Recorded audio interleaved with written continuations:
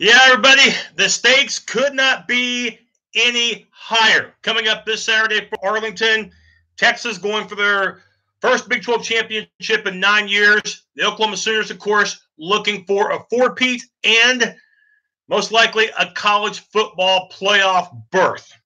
And by the way, these teams haven't played twice in the same season in 115 years, and they have not played, by the way, in a stadium other than the Cotton Bowl since the early 1920s. So the stakes couldn't be any higher for both, and the crowd this weekend could not be any bigger. It's a sellout. Over 100,000 will be in attendance at Jerry World in Arlington for the Sooners and Longhorns for an 11 a.m. Saturday kickoff on ABC. The point spread's alarming. I mean, a couple of things considering that Oklahoma's defense is horrific, and also considering that Texas beat Oklahoma earlier in the year, the Sooners are an 8-point favorite to win this game. We'll chime in on more of that in just a little bit. Of course, the college football playoff rankings just recently came out. The second to final poll, by the way, for the year. Bama number 1, Clemson number 2, Notre Dame number 3. You got to think those three teams are locks for the playoff. Number 4 is Georgia, but Georgia has to play Bama in the SEC championship from Atlanta on Saturday. So number 5, that's the big one. Oklahoma at number 5, Ohio State at number 6. And, of course, the Buckeyes playing the Big Ten title game in Indy against Northwestern. Ohio State expected to, of course, win that game. I'm going to tell you right now, the Sooners are going to be in the college football playoff. And when you think about it, it's been one heck of a season, despite the fact that the Sooners are 90th in total defense, despite the loss to Texas, despite the close calls this year on the gridiron. The Sooners are once again in position for the second straight year to get to the college football playoff despite an early October loss. Last year, remember, Iowa State beat the Sooners, and then Oklahoma went on a run. The Sooners, early October loss to Texas, but have gone, you guessed it, on a run. So, again, you tip your hat off to Lincoln Riley, to these players for not quitting. And, yes, it's been a season that, you watch the defense play and they make you want to curse in 50 different languages. But still, the Sooners have gotten the job done. And like I said, the Sooners are going to be in the playoff. Of course, there's a catch under the following 3 conditions. Number 1, of course, you got to win. Got to beat Texas, which won't be easy. Number 2, you got to hope for a Georgia loss. And I think Bama will take care of Georgia. But if that doesn't happen, if Georgia wins, then Bama's going to get in anyway, regardless. And we know this because Bama's been the most dominating team all year long. Number 1 from beginning to right now, 12-0, Heisman Trophy winner-elect, winner-to-be in Tua Tagovailoa. An offense that's just been electric. Bama is in, win or lose. Clemson, I can't foresee them losing to Pittsburgh. Pittsburgh's in the ACC championship by default. And, of course, Notre Dame, to my opinion, they got the coach of the year nationally in Brian Kelly. The undefeated Irish, they have impressed. And, yeah, we'll get more into the horns down, which, by the way, just when I could not think any less of the head honchos that run the Big 12, it makes me feel even more despised toward those knuckleheads. That I'm saying this right now, Oklahoma, please get out of the Big 12 because, we know that the game has become a little more sissified, but also, too, we know one other thing, too. We know that when it comes to rivalries, and you can't help but do the there you go. And the Big 12 basically wants to play babysitter and wants to be pussies. You know what? I'm sick of it. Okay, but I'll get to more of that later, time permitting. So, condition number 3 will be the eye test. Okay, let's say the Sooners win, look lethargic, but still win. I can't imagine them looking lethargic and beating Texas. In other words, I think that the Sooners, if they win, would have truly earned it. I don't think it's going to be an ugly game. I think there'll be plenty of excitement, obviously plenty of points. But the eye test, no pun intended, toward the Ohio State Buckeyes. In other words, if Ohio State does to Northwestern what they did last week to Michigan and Oklahoma just barely gets by Texas, could that sway votes? Because, again, the committee, when it comes to the playoff poll, one thing you have to keep in mind, it's not like the AP poll or college poll where when you see the rankings, you see how many votes, how many points went to each team. When it comes to the college football playoff, it just lists the rankings. It doesn't tell you if Oklahoma just barely edged out Ohio State in the poll or if there is a big enough gap to where a Sooner victory, no matter what, gets them in. Again, I don't trust this committee to save my skin. And by the way, for those people out there, and I would agree with you, we do need 8 teams in the playoff rather than 4, but I think 8 as far as it goes. The commissioners of the Power 5 conferences don't want more than 4. So don't expect that to happen anytime soon. It's under contract anyway that you can only have 4 get in. And, you know, the way the commissioners see it, they see the conference championship games as elimination games, and they saw last week's game between Michigan and Ohio State as an elimination game as well. You commend Ohio State for beating Michigan and getting them out of the equation, because obviously OU would stand a better chance of getting in than Ohio State, but it's not a done deal. So, again, the following 3 conditions for Oklahoma to make the playoff: beat Texas, hope that Georgia loses, and look better in your title game than Ohio State does against Northwestern. And remember, too, you know, it's not that Oklahoma just has to blow Texas out. They just need to look, you know, look the part of a champion. They just need to look the part of a champion. Because if you give this committee any reason to doubt that you should stay where you're at or not move up to number 4 and have Ohio State pass you, they'll do it. So the committee I don't trust. Of course, one of the big discussions this week has been this right here. I find it very funny that, you know, all the time Texas can do this. And I'm not trying to aim it toward Texas so much as I am the Big 12, you know, the biggest bunch of wussies I've ever seen in my life. I mean, you do this, I mean, and you're going to get penalized. Lincoln Riley said, you know, he was told that his players can't do that, you know, during the game. It's part of football, okay? You know, Brecken Hager, the long-haired, you know, Texas defensive player, he's definitely a tool. Trust me, he's definitely, yeah, like that. But I will tell you this, okay, because after, you know, I guess during Oklahoma's game against Kansas a couple of weeks ago, Hager was popping off, you know, saying it's 11-10, you know, Oklahoma still sucks, you know, and he was bashing the defense. Of course, we know the OU defense sucks, okay? But the dumbest thing was when the Big 12 forced Hager, you know, to apologize. And so Hager gave the apology. Hager also, too, you know, commended Oklahoma, you know, saying it's a class program. He doesn't feel that way. You know, as much as I despise Brecken Hager, why are you making the guy apologize? Why are you making the guy be fake, okay? I'd say, you know, let him pop off. Let OU pop off. It's part of football. It's part of the rivalry. It's part of what makes college football the spectacle and the passion it is. And to not allow the players to do that, are you serious? I mean, West Virginia got flagged, I think, twice for it when they played Texas a few weeks ago. It has become such a wussified deal that, like I said, Oklahoma, if you had any reason to leave the Big 12 and go to the SEC or go to the Big 10, you know, there right there is the final straw. I am so sick and tired of the Big 12 trying to play babysitter. I am so tired of it, okay? I'm so tired of it. And by the way, yeah, Navy Thomas, I love that. And by the way, SEC balls as well, or SBC balls, excuse me, and Zach agreed too. So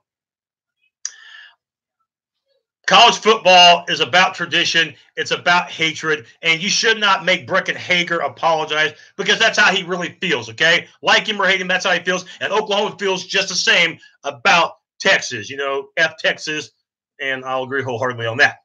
All right, but let's try to be objective and talk about the game itself. And when Oklahoma has the football, the big thing in this game is controlling the ball, controlling the line of scrimmage. OU offensive line may have the best unit in all of college football, and the running game, as you've noticed, just keeps excelling.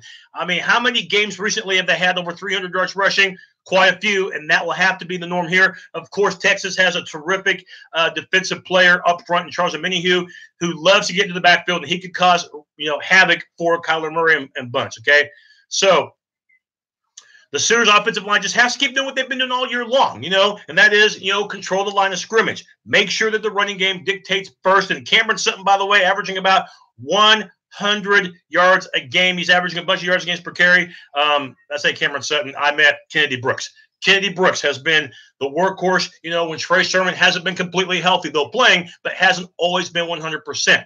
You look at Kennedy Brooks, and he has been an absolute workhorse when you've had injuries, of course, to Anderson, and, of course, injuries to Sutton, and, of course, you know, injuries elsewhere in that backfield as well. TJ Pleasure, another one.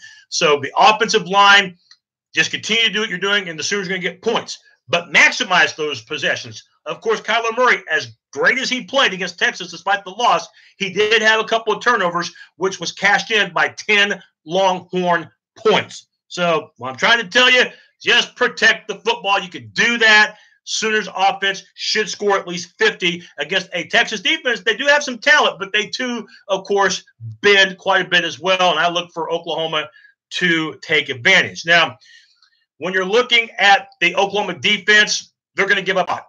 There's just no doubt about it. You know, Texas is going to have a terrific passing game. They've got those physical, tall receivers, Colin Johnson, little Jordan Humphrey.